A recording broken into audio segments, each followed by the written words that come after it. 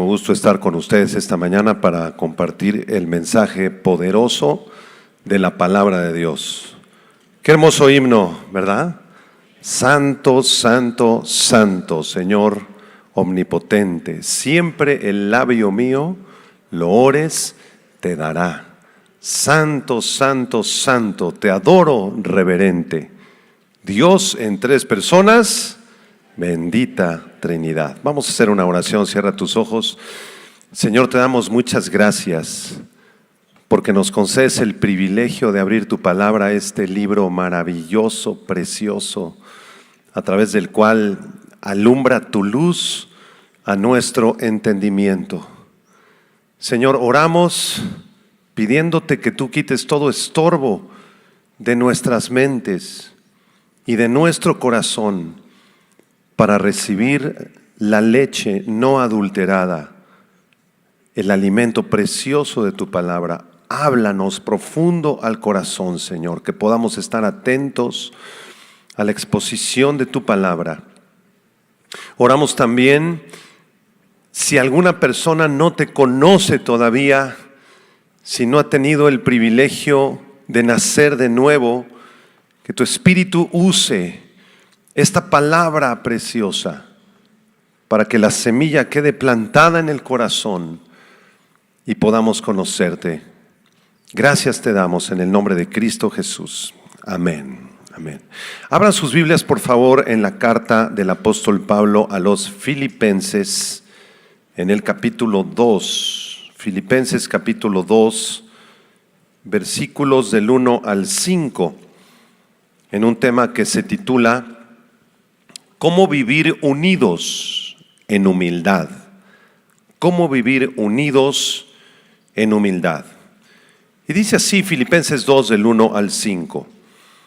Por tanto, si hay alguna consolación en Cristo, si algún consuelo de amor, si alguna comunión del Espíritu, si algún afecto entrañable, si alguna misericordia, completad mi gozo, sintiendo lo mismo, teniendo el mismo amor, unánimes, sintiendo una misma cosa.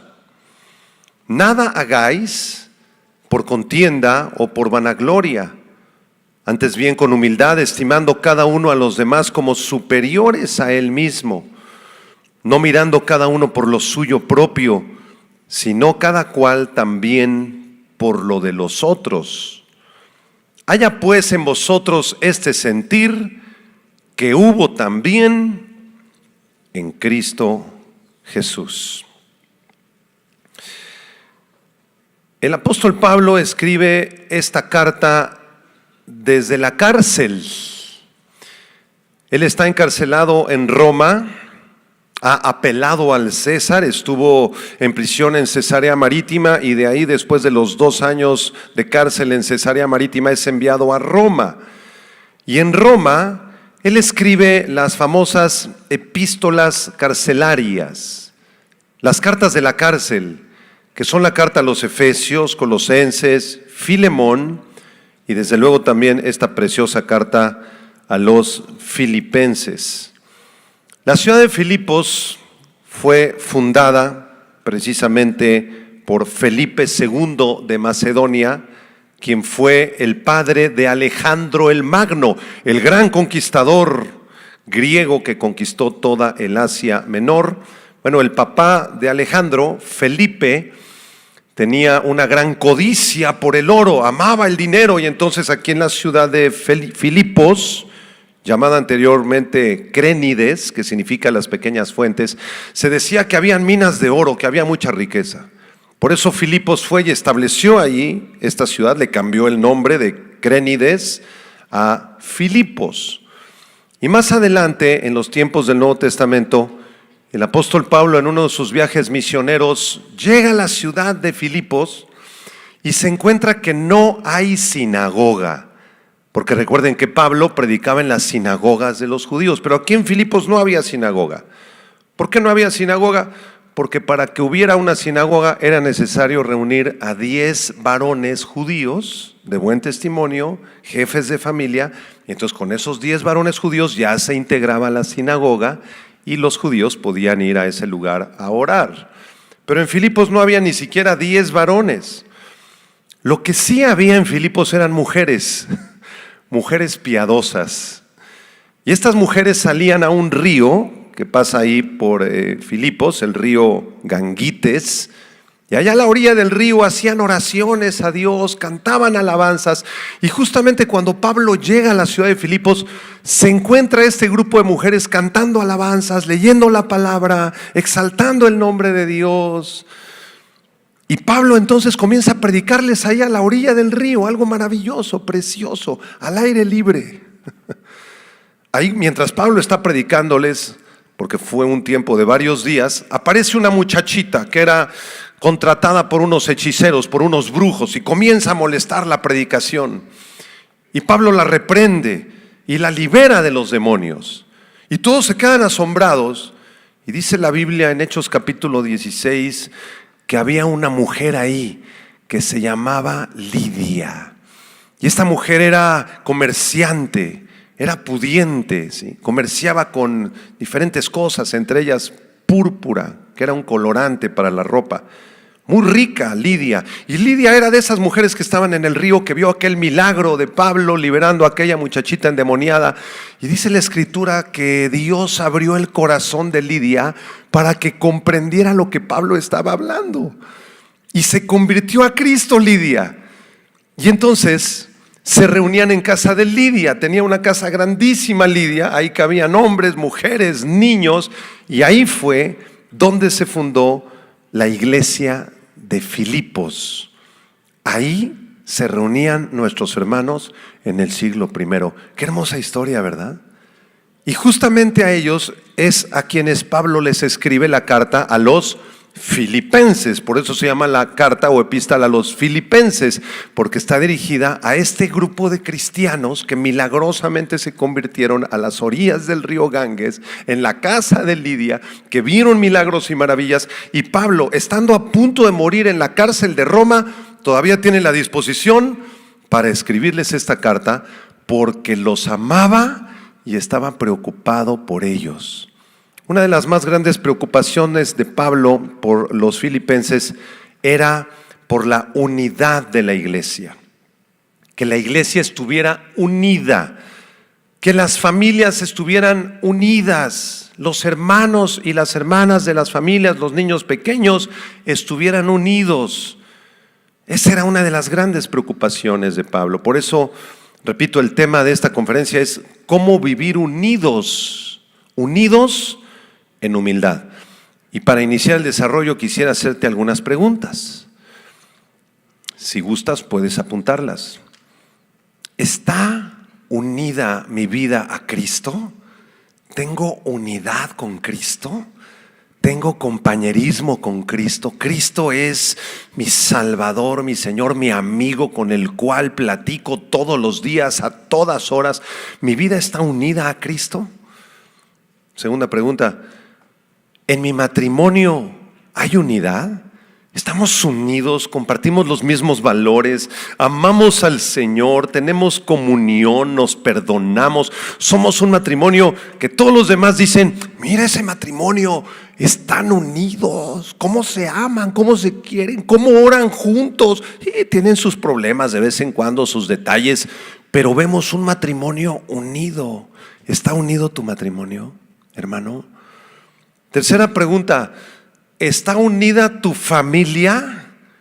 Si tienes niños pequeños, adolescentes, jóvenes que viven todavía contigo, ¿hay unidad en esa familia, en tu matrimonio y con tus 3 hijos, con tus 3 hijas, con tus nietos? ¿Son una familia unida? Siguiente pregunta. A la iglesia donde tú asistes, en nuestro caso, Vida Nueva para el Mundo Tlalnepantla, ¿está unida nuestra iglesia? Somos una iglesia unida, la cual volteen a ver otros y digan, mira, esa iglesia se ven bien unidos los pastores y los líderes y los congregantes. ¿Tienen compañerismo? ¿Tienen unidad? Porque la voluntad de Dios, hermanos, es que sus hijos estemos unidos, que los matrimonios y las familias en que vivimos estemos unidos, que la iglesia permanezca también unida hasta la segunda venida de Cristo, cuando nos lleven el arrebatamiento y por toda la eternidad. Esta es la voluntad de Dios para nuestras vidas. ¿Por qué razón? Porque lo contrario a la unidad, ¿qué es? La división, el pleito, la contienda. Y todas las divisiones causadas por el orgullo, la amargura y la soledad traen consecuencias terribles.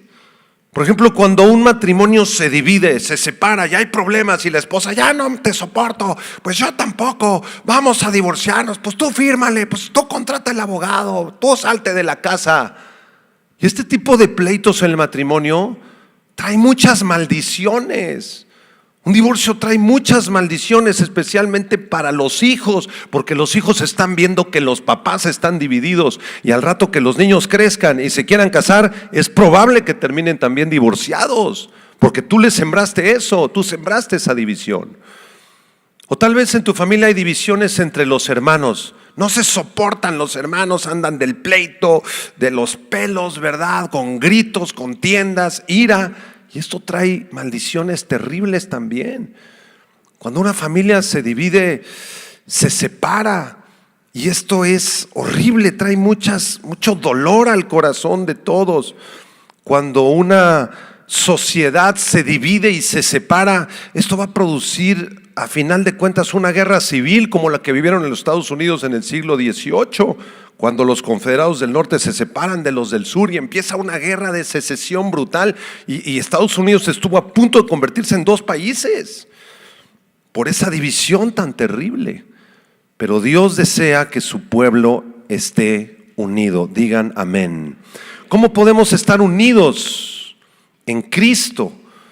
Vamos a estudiar a continuación 6 eslabones en la cadena de la unidad en Cristo. 6 eslabones, o si quieres verlos como 6 instrucciones de parte de Dios, que haríamos muy bien tú y yo en escuchar y en practicar para conservar nuestro matrimonio, nuestra familia, nuestra iglesia unida.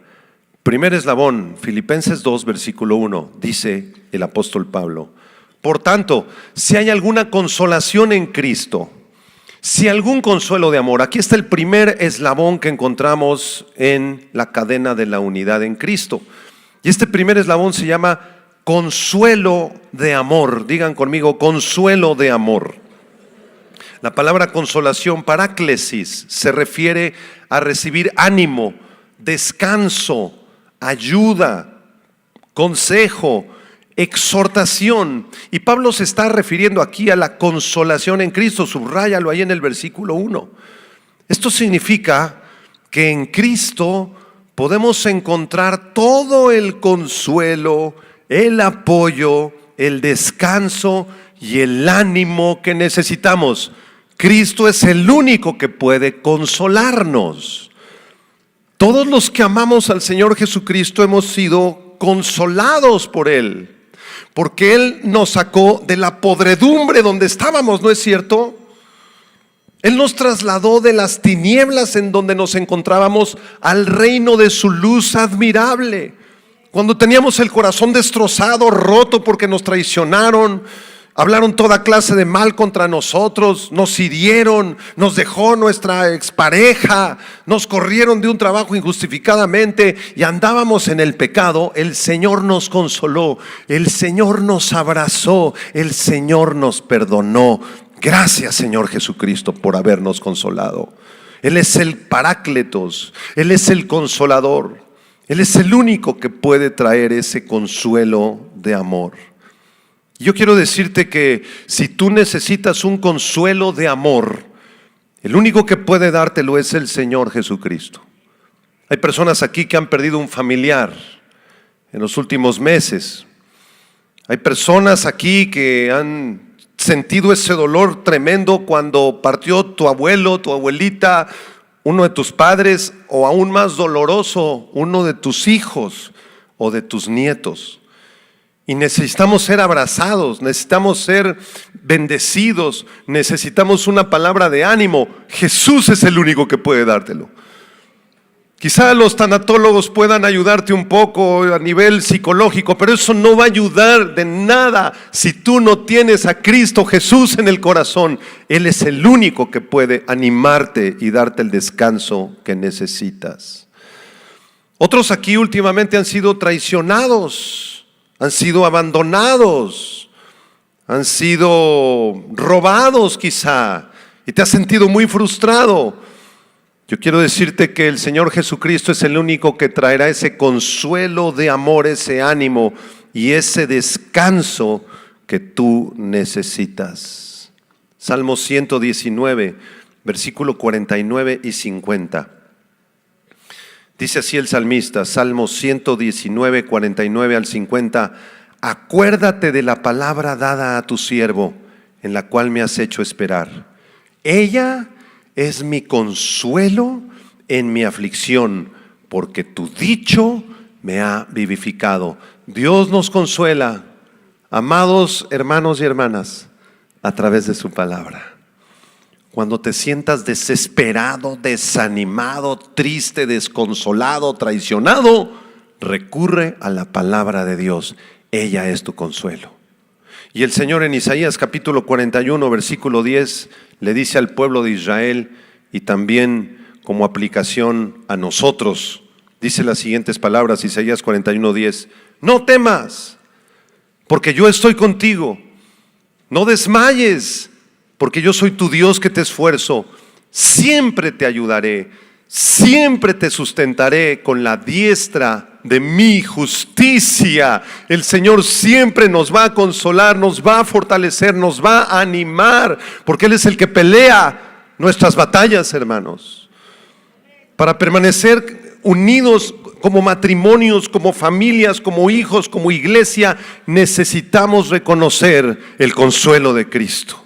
Señor, consuélanos, anímanos, fortalécenos. A veces sentimos que ya no podemos, que queremos tirar la toalla, que ya no sirve para nada leer la Biblia, ni para nada congregarse, y para nada orar. Esas son mentiras de tu carne. El único que puede consolarte es Cristo Jesús, y es el primer eslabón en la cadena de la unidad.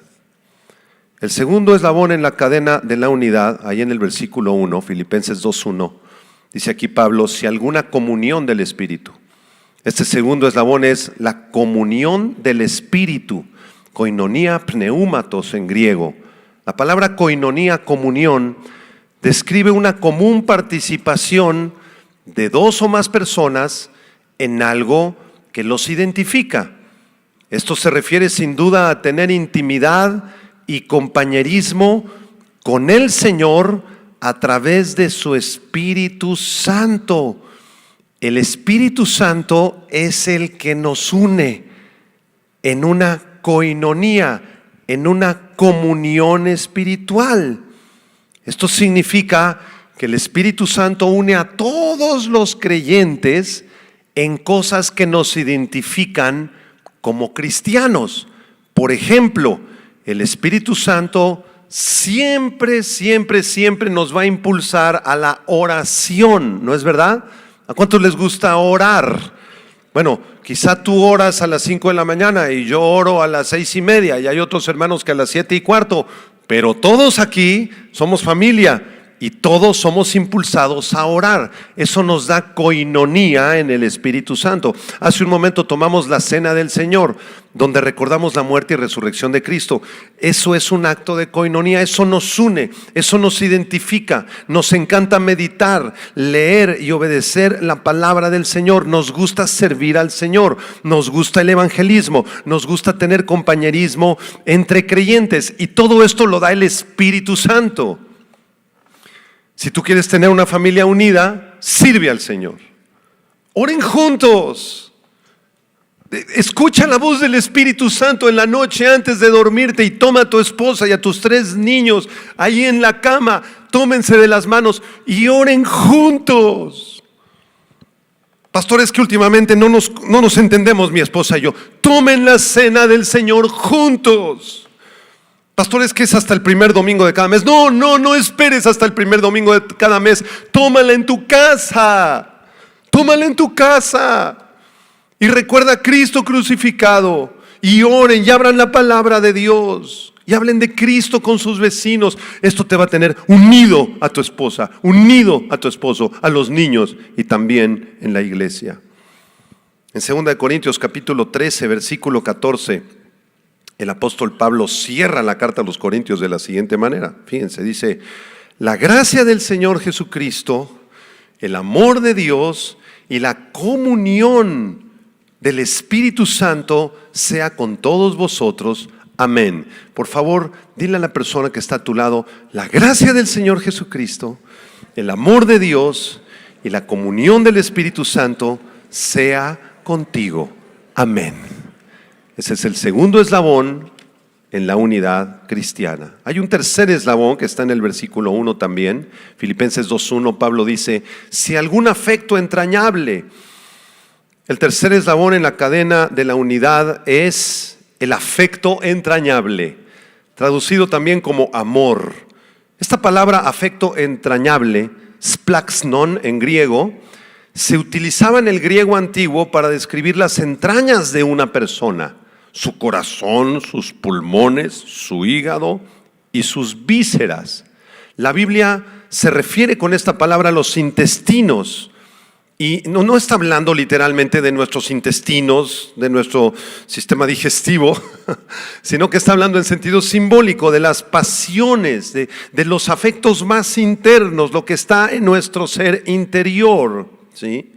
Este es el lugar donde se guardan la bondad, la compasión, el amor, los afectos, el amor hacia Dios y el amor hacia los demás. Porque tú puedes decir con tu boca: yo te amo, Señor, pero tus entrañas no lo sienten, no se percibe, no hay una pasión por las cosas de Dios. Entonces solamente amas a Dios de labios para afuera, como le dijo Dios al pueblo de Israel: este pueblo de labios me honra, pero sus entrañas, su corazón está lejos de mí.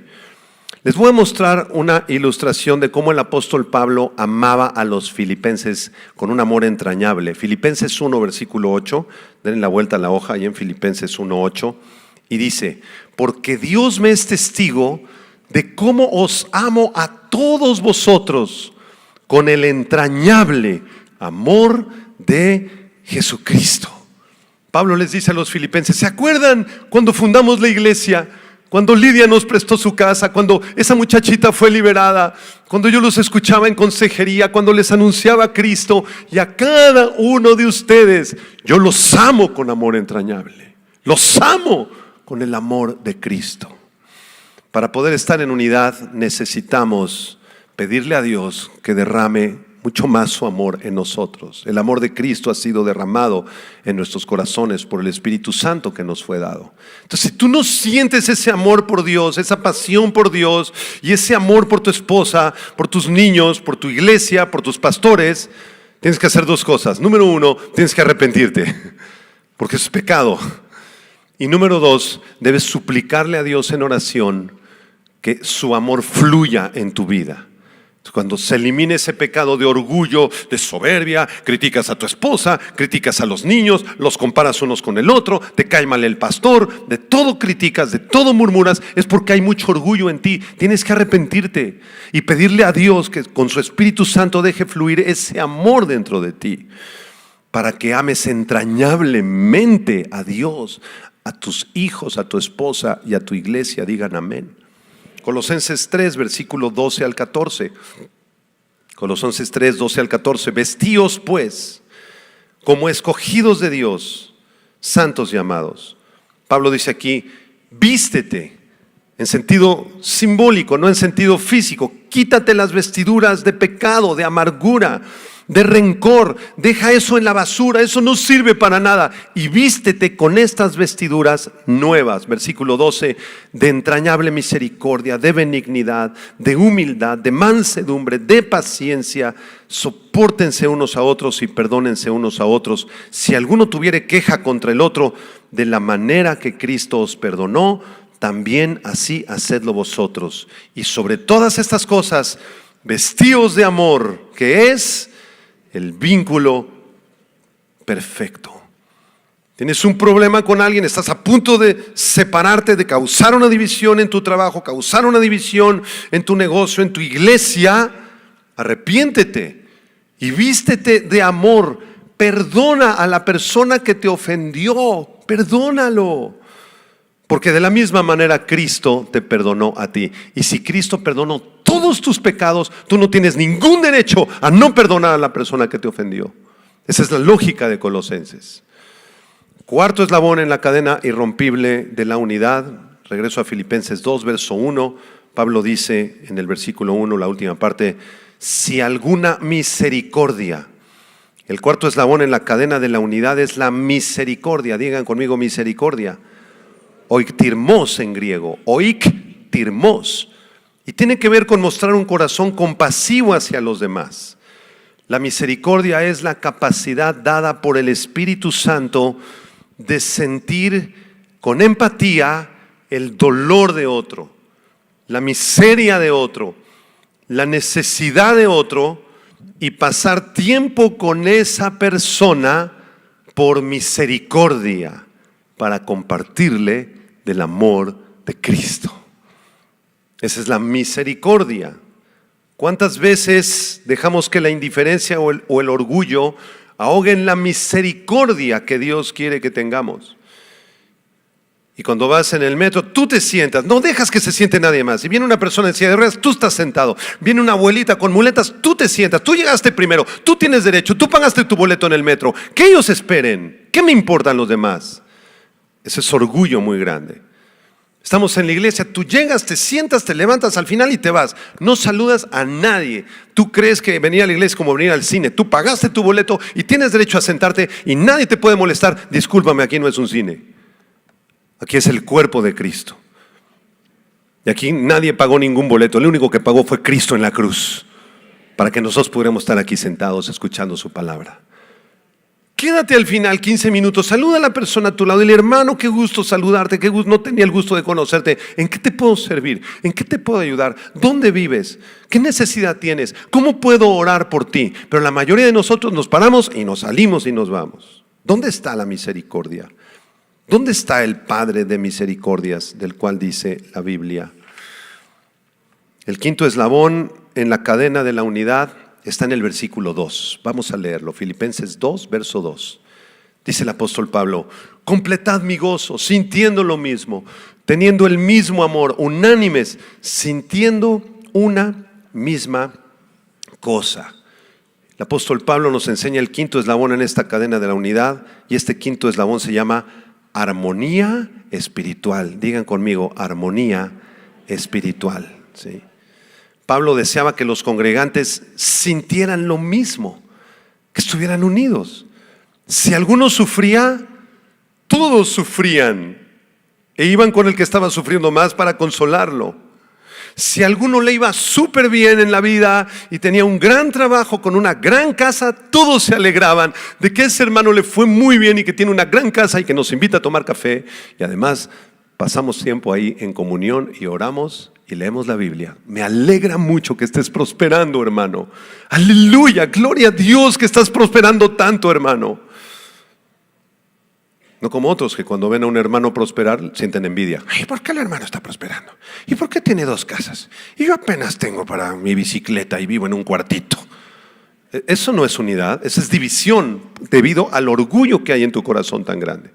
Y si un hermano le está yendo muy mal y apenas tiene el sustento básico, me alegro también contigo, hermano, porque es una oportunidad de servirte, de darte una despensa, de orar por ti, de irte a visitar con el mismo gozo que voy a visitar, que está prosperando mucho, te voy a visitar a ti también, porque somos hermanos en Cristo, porque somos una familia. Digan amén.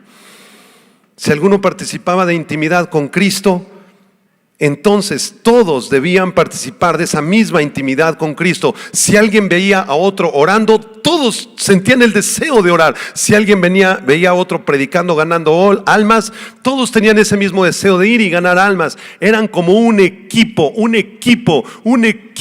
para Dios. Y así quiere Dios que sea tu matrimonio. A veces en tu matrimonio parece que está jugando el América contra Cruz Azul. Y ahí están con el pleito y puras discusiones. ¿Qué no te has dado cuenta que son el mismo equipo? ¿Por qué juzgas tanto a tu esposa, a tu esposo? Lo quieres hacer cambiar a tu manera. Él no va a cambiar, es así de fábrica, acéptalo, punto. Así lo escogiste, mijita. Y nadie te obligó a casarte con él, ni con ella. Son el mismo equipo. Aprendan a ser equipo. La palabra unánimes que aparece ahí en el versículo 2, unánimes, sumpsuxoi en griego, se compone de la palabra sun, que significa juntos, y psuxoi, que significa mente, es decir, de la misma mente, de la misma alma, de los mismos deseos, los mismos afectos, una armonía espiritual. Pablo dice, quiero que estén unidos, juntos, porque esto completa mi gozo. Esto me hace sentir feliz, gozoso. Pablo era el padre espiritual de los filipenses y cuando los veía unidos y a todos juntos, orando, alabando al Señor, perdonándose unos a otros, Pablo estaba gozoso, contento. Sexto eslabón en la cadena irrompible de la unidad. Está en el versículo 3 y 4. Te voy a pedir que lo leamos juntos. Filipenses 2, 3 y 4. Este sexto eslabón es la humildad. Digan conmigo, humildad. Vamos a leer el verso 3, ¿qué dice? Nada hagáis por contienda o por vanagloria, antes bien con humildad, subráyalo, estimando cada uno a los demás como superiores a él mismo, no mirando cada uno por lo suyo propio, sino cada cual también por lo de los otros. Este sexto y último eslabón en la cadena de la unidad es la humildad. Si este eslabón se rompe o falla, se va a romper toda la cadena. No sirve de nada todo lo anterior.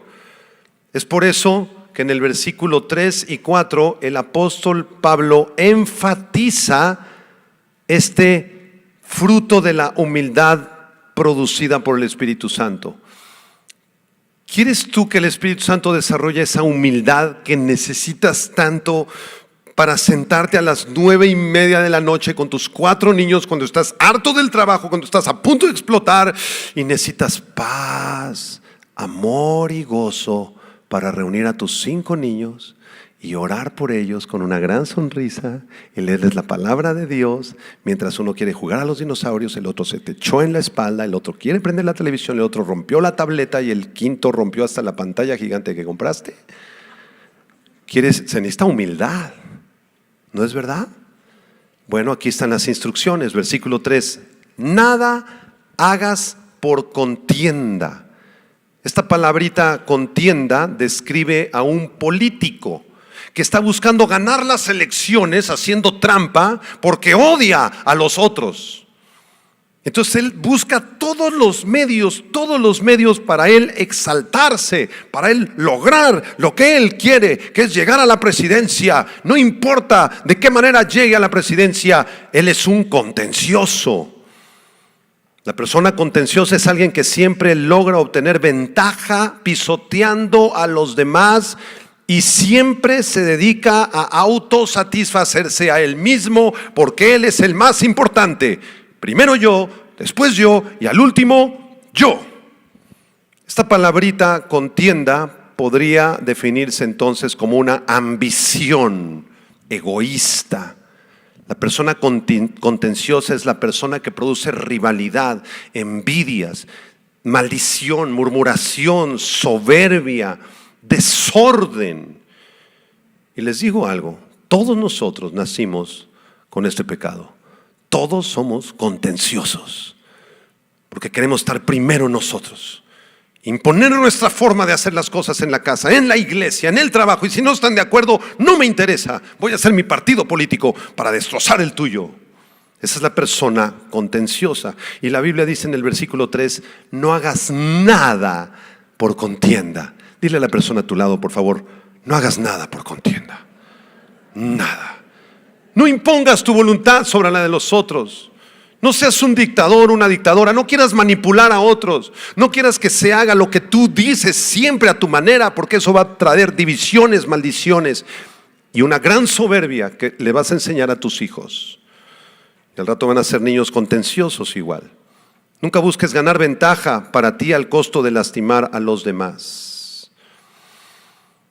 El versículo 3 dice: nada hagáis por contienda o por vanagloria. ¿Qué es la vanagloria, hermanos? Genodoxía en griego significa gloria vana, es decir, una autoestima sin fundamentos, una exaltación desmedida de nuestra propia persona. Y lamentablemente hay cristianos así, llenos de vanagloria. Lo que más te interesa en esta vida no es Cristo, no para nada, ni la iglesia. Lo que más te interesa es el dinero, hermano. Ahí sí estás preocupado. Ahí sí estás. ¿Y qué le voy a dejar a mis descendientes, a mis 15 nietos? Somos vanagloriosos, amamos más otras cosas que al Señor Jesucristo, nos autoexaltamos, nuestra autoestima está sobrepasada de lo normal. ¿Y saben lo que la Biblia dice acerca de nosotros? Isaías capítulo 64, versículo 6. Isaías 64, versículo 6, que dice, vamos a leerlo juntos. Si bien, no los escuché, si bien todos nosotros, pausa, ¿quiénes somos todos nosotros? Voltea a ver a la congregación. Todos nosotros somos ¿qué? Como suciedad. Y todas nuestras buenas obras y nuestras justicias son como trapos de inmundicia. Y caímos todos nosotros como la hoja, y nuestras maldades nos llevaron como el viento. ¿Qué somos delante de los ojos de Dios sin Cristo?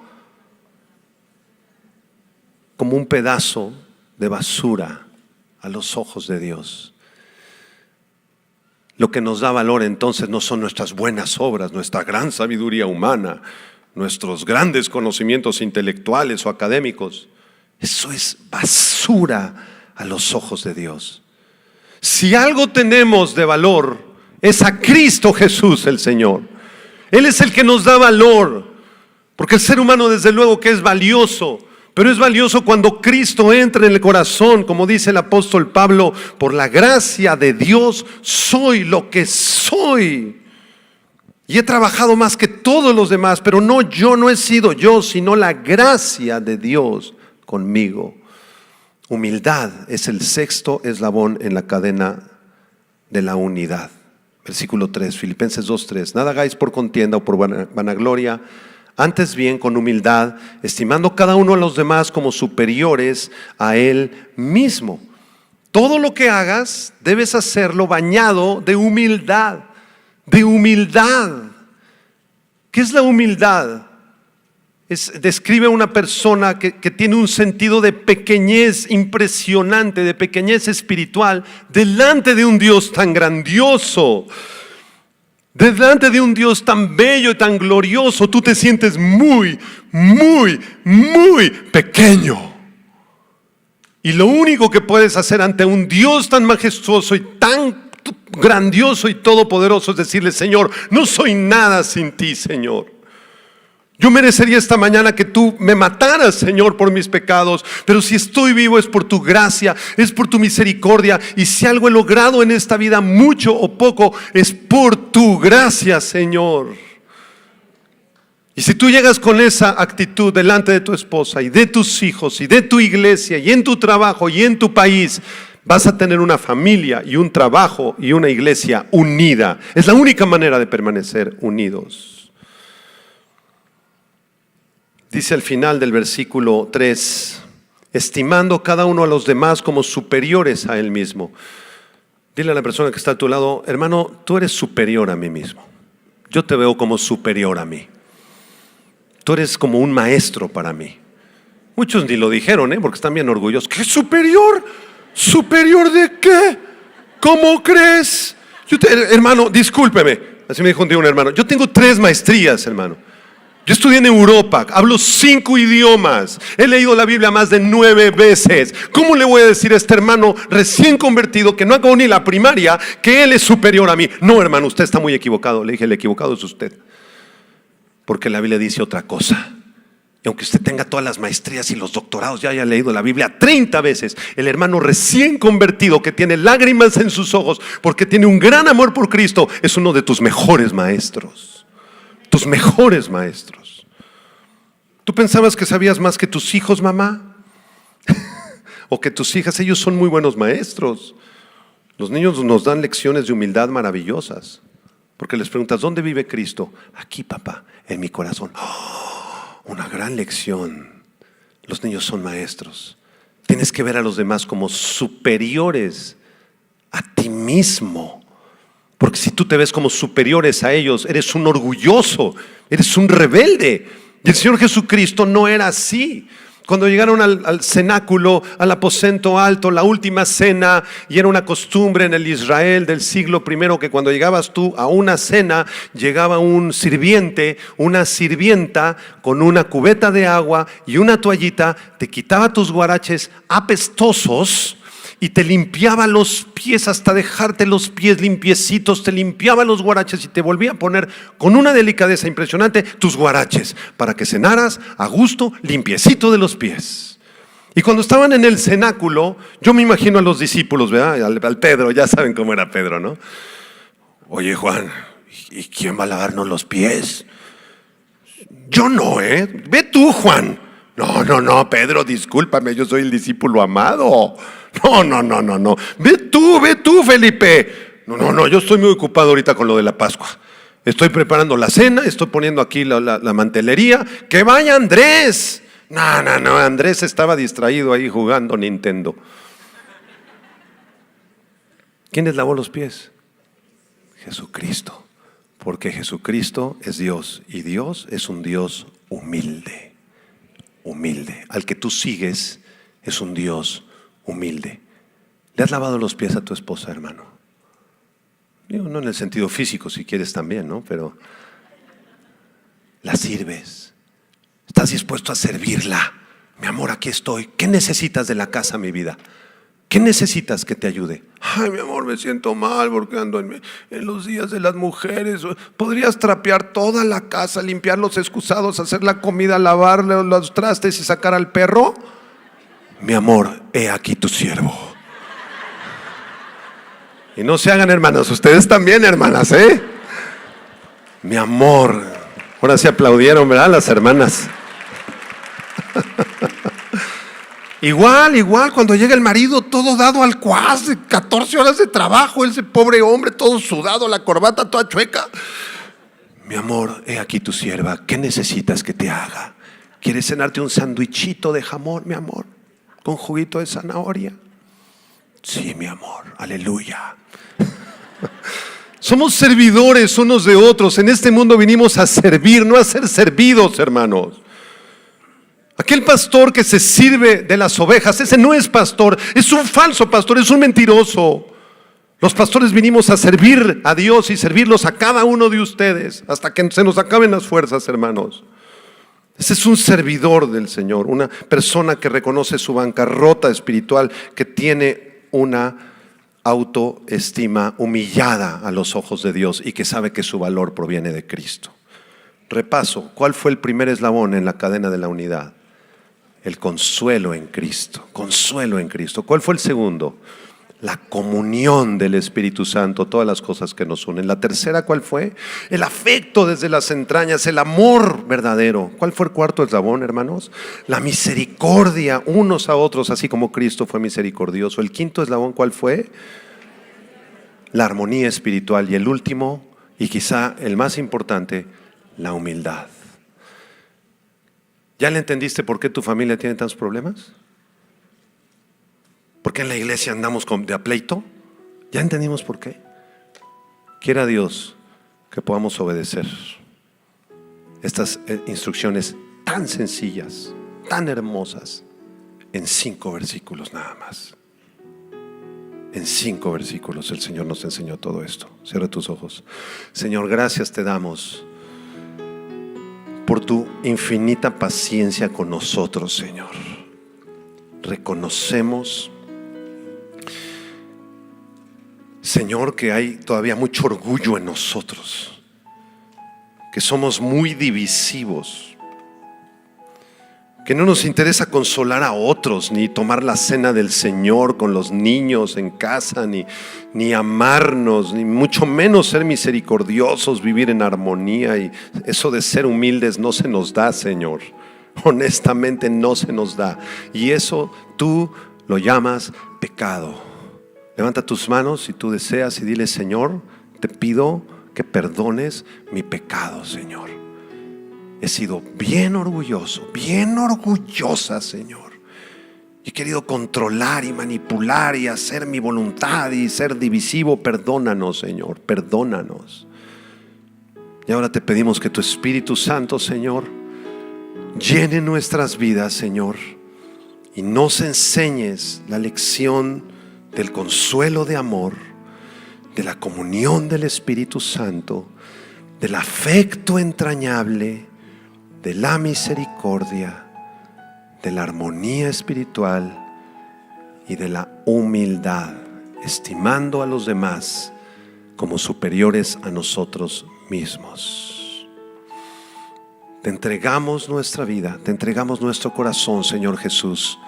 Si tenemos valor, si en algo somos importantes, si algo hemos logrado, Señor, no es por nosotros, Señor, es por tu gracia, porque tú eres el que nos das valor, Señor.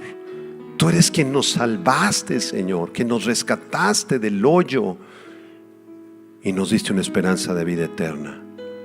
A ti te damos la gloria y la honra y oramos por todas las familias de esta iglesia. Señor, si hay problemas entre los esposos, con los niños, con los abuelos, si hay divisiones, pleitos, contiendas, algunos hasta han llegado a hablar de divorcio, Señor, perdónanos, Señor, este gran pecado. Perdónanos, Señor, y haz pedazos nuestro orgullo. Humíllanos, haznos comprender que somos siervos y que debemos perdonarnos unos a otros y soportarnos y sobrellevarnos y estar unidos en armonía, Señor. Bendice a las familias, Señor, que puedan comprender los esposos y las esposas este mensaje, los hijos también, los nietos, y que también lo comprendamos en la iglesia, donde también a veces tenemos tantos pleitos y divisiones. Perdónanos, Señor Jesucristo, y concédenos obedecer por amor a ti estos 5 versículos de la preciosa carta a los Filipenses. A ti damos toda la gloria y la honra en Cristo Jesús. Amén.